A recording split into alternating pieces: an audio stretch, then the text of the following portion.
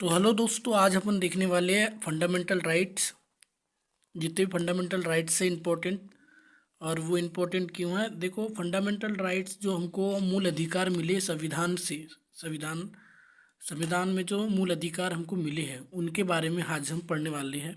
तो बिना किसी टाइम वेस्ट किए चलो स्टार्ट करते हैं। ठीक है। तो फंडामेंटल राइट्स मतलब मूल अधिकार कौन कौन से हमारे। ठीक है। मूल अधिकार।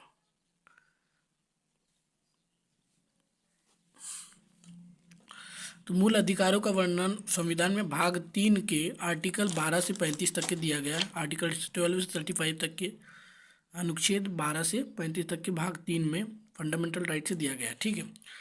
तो जब हमको अधिकार दिए गए थे पहले पहले समय, तो उस समय हमारे पास 7 मूल अधिकार थे। ठीक है। मैं तुमको एक एक्स्ट्रा दिख रहा हूँ जिसपे थोड़ा सा मैंने टिक किया हूँ, इसको बोलते हैं संपत्ति का अधिकार। इस अधिकार के तहत हम संपत्ति, ये बताएंगे थोड़ा सा आगे चलते हैं ना। संपत्ति का अधिकार क्या होता है कि हम किसी भी राज्य में संपत्ति खरीद सकते हैं और बेच भी सकते हैं किसी भी व्यक्ति की, इस अधिकार के तहत। तो इसमें बहुत न्यायालय में चले गया था केस कि क्या ऐसे नहीं कर सकते, जैसे कि जो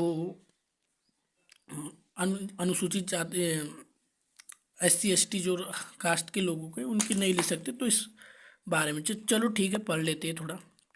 तो सबसे पहले समता का अधिकार। समता मतलब समानता का अधिकार है सबसे पहले, तो वो आर्टिकल 14 से लेकर 18 तक के दिया गया है उसमें। दूसरा है स्वतंत्रता का अधिकार, आर्टिकल 19 से 22 तक के दिया गया है स्वतंत्रता का अधिकार, 19 से 22 तक की। तीसरा है शोषण के विरुद्ध अधिकार।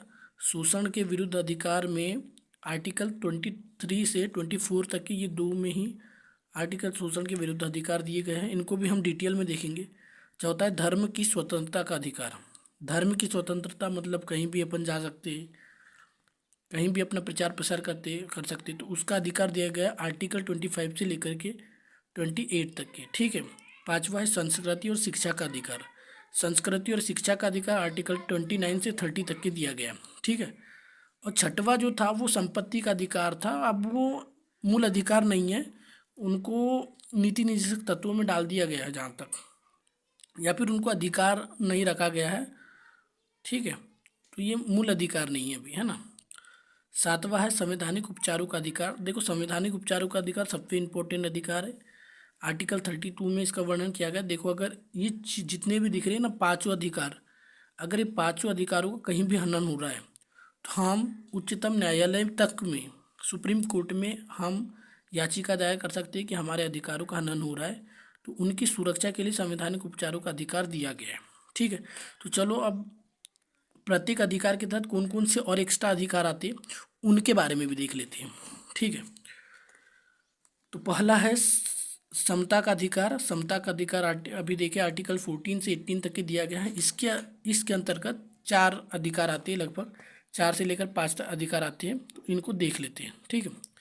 विधि के समक्ष समता एवं विधियों का समान संरक्षण। देखो, विधि के समक्ष समता, ये ब्रिटेन में, ब्रिटेन निवासियों, ब्रिटेन का जब राज था तो उन्होंने बताया था कि विधि मतलब कानून के समक्ष सब लोग समान रहेंगे, और विधियों मतलब ये अमेरिका संविधान से लिया गया। ठीक है। हमारा संविधान जो है दूसरे संविधान से लिया गया ना, तो उनके ही बदौलत यहाँ पर बताया गया कि विधि के समक्ष सभी समान भाव रहेगा और विधियों के समक्ष सभी को समान संरक्षण मिलेगा। आर्टिकल 14 ये कहता है। ठीक है, कि विधियों के समक्ष सभी को समान माना जाएगा। बी में दिया है धर्म, मूल, वंश, लिंग और जन्म के आधार पर विभेद का प्रतिषेध। आर्टिकल 15 कहता है कि धर्म, मूल, वंश, जाति, इन सब के आधार पर किसी के साथ भी भेदभाव नहीं किया जाएगा।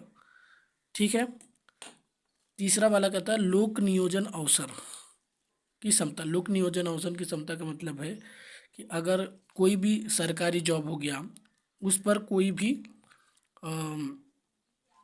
उस पर भी समानता रहेगी। हालांकि कुछ वहाँ पर अपवाद है, जैसे कि SC ST को आरक्षण मिला है। तो ये सब ऊपर ऊपर से देख रहे हैं अपन कि लोक नियोजन के अवसर की समता आर्टिकल 16 में इसका वर्णन किया गया है। ठीक है। डी में दिया अस्पृश्यता का अंत और उसका आचरण निषिद्ध। ठीक है। अस्पृश्यता का मतलब अनटचेबिलिटी। अनटचेबिलिटी का मतलब ये है कि छुआछूत की जो भावना है, उसका अंत कर दिया गया। ये आर्टिकल 17 में लिखा है, अगर कोई व्यक्ति तुमसे छुआछूत की भावना रखता है तो आर्टिकल 17 के तहत तुम उच्चतम न्यायालय में इसके उस पर केस वगैरह कर सकते हो। ठीक है, तो ये भी आर्टिकल 17 में दिया गया है। ठीक है, सेना या विद्या संबंधी सम्मान के सिवाय सभी उपाधियों, देखो कोई भी पहले राजा महाराजा उपाधि रखते थे कि विक्रमादित्य राजाधिराज महाराज, ये सब नहीं चलेगा अब। केवल सेना और विद्या संबंधी ही उपाधि सम्मान प्राप्त कर सकता है, उनके सिवा और कोई उपाधि, और सेना में जो कर्नल हो गया यही लोग उपाधि रख सकते हैं, बाकी कोई लोग यहाँ उपाधि धारण नहीं कर सकता। आर्टिकल 18 उसको निषिद्ध करता है।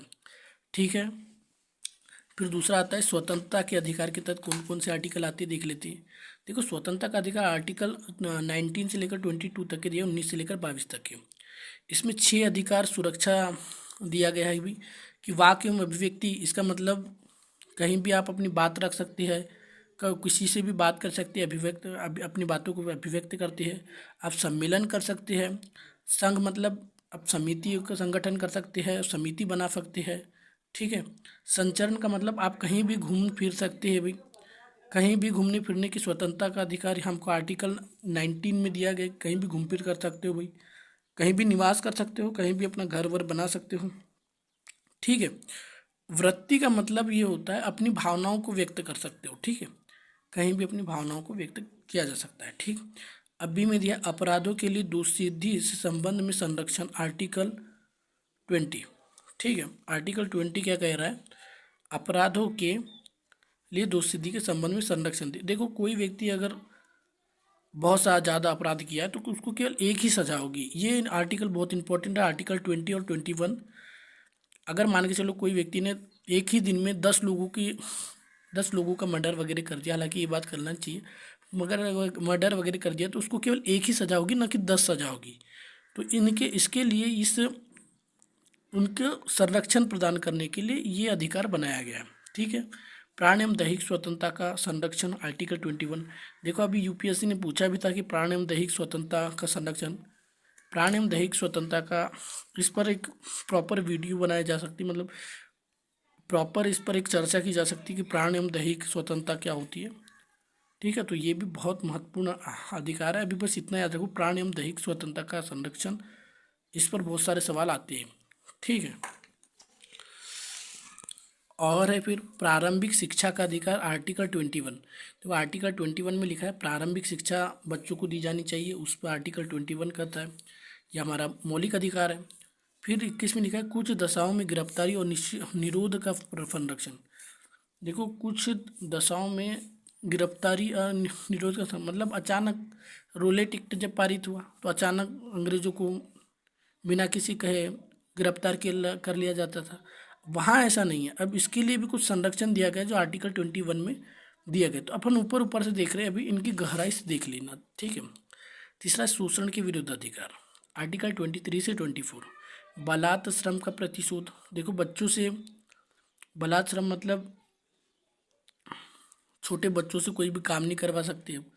छोटे बच्चों से अगर काम करवाते तो वो उसमें आर्टिकल 23 उसका आर्टिकल 23 के अंतर्गत उनसे काम नहीं करवाया जा सकता, मतलब बिना फालतू काम नहीं। ठीक है, कि मजदूरी करवा रहे तो ये नहीं करा। कारखाना आदि में बच्चों का नियोजन पर प्रतिषेध, आर्टिकल 24। कारखानों आदि में बच्चों से काम नहीं करवाया जा सकता, ये आर्टिकल 24 में लिखा है। ठीक है, तो बच्चों से 6 वर्ष से 14 वर्ष के बच्चों तक को प्राथमिक शिक्षा दी जाए, ये हमारा मूल कर्तव्य भी है, 11वें में लिखा भी है। और यहाँ पर एक उसको शोषण के विरुद्ध अधिकार भी बता दिया गया है। ठीक है, अब चौथा आते धर्म की स्वतंत्रता का अधिकार। तो धर्म की स्वतंत्रता का अधिकार आर्टिकल 25 से 25 से 28 में दिया गया है। तो ये क्या कहता है, अंतःकरण की और धर्म के अबाध रूप से मानने की और आचरण की प्रचार करने की स्वतंत्रता। इसका मतलब ये है कि हम कोई भी धर्म मान सकते हैं, कोई भी धर्म अपना सकते हैं, किसी भी धर्म की उपासना कर सकते हैं। हमको इस आर्टिकल 25 इसकी स्वतंत्रता देता है कि हम कोई भी, इस्लाम हो गया, हिंदू हो गया, जितने भी धर्म है कोई भी धर्म हम अपना सकते हैं। ठीक है, बी में दिया धार्मिक कार्यों के प्रबंध की स्वतंत्रता। देखो कोई भी धार्मिक अनुष्ठान करना हो तो धार्मिक प्रबंध करने की स्वतंत्रता हमको आर्टिकल 26 से देता है। ठीक है, कोई भी धार्मिक प्रबंध करना हो। फिर सी है किसी धर्म की अभिवृद्धि के लिए करों के समुदाय के बारे में स्वतंत्रता। देखो किसी धर्म की अभिवृद्धि के लिए मतलब धार्मिक स्वतंत्रता आर्टिकल 27 भी देता है। किसी भी धर्म के लिए कर वगैरह जमा करना है तो वो आर्टिकल 27 में लिखा है कि आप अपने धर्म के लिए कर सकते हैं। ठीक। अब कुछ शिक्षा संस्थाओं में धार्मिक शिक्षा या धार्मिक उपासना में उपस्थित होने के बारे में स्वतंत्रता। आपने देखा होगा कहीं कहीं क्या होता है, कोई भी कॉलेज में धर्म से रिलेटेड कोई कॉलेज रहता है।